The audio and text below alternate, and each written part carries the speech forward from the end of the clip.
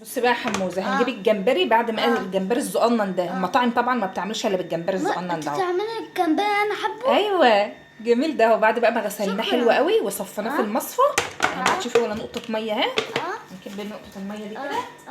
ماشي، هنحطهم بقى هنا كده عشان بقى نتبله. خلاص. نعملها كده كده.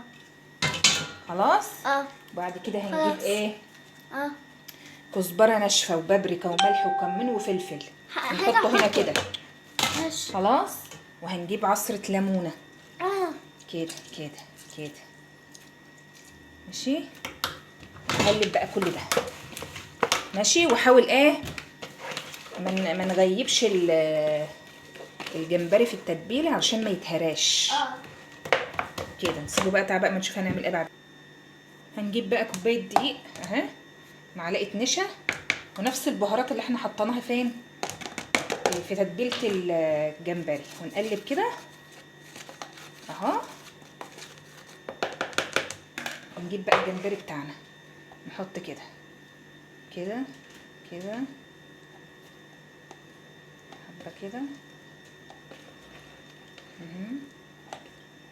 اهو كده. ونقلب بقى، نعمل كده.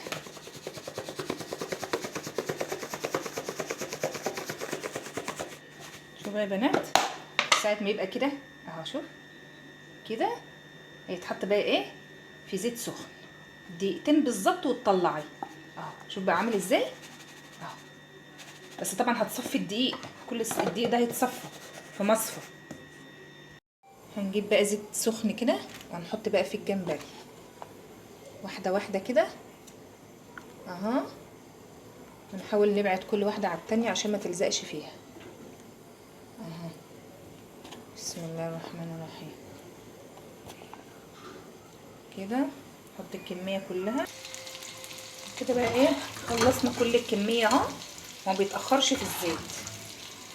نطلعه كده ما شاء الله. شوف كله مخرفش ازاي.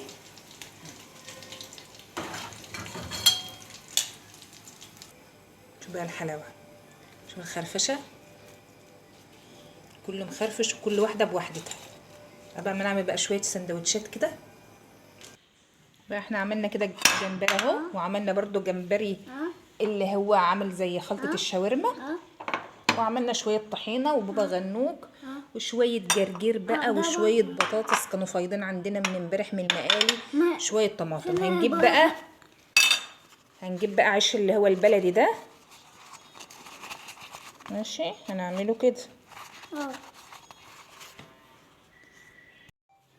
هنجيب بقى العيش البلدي بتاعنا كده وهنعمله كده. هنجيب بقى شويه بقى جمبري من دول. شوف الخرفشه، سامعين؟ سامع يا حموزه؟ نحط كده مع شويه طحينه، وتحط بقى كده. ماشي، تكتر طحينه كده. ماشي، وشويه جرجير بقى، شويه جرجير. ماشي كده. وتاكلي بقى، تاكلي بقى. كلي يا حموزه.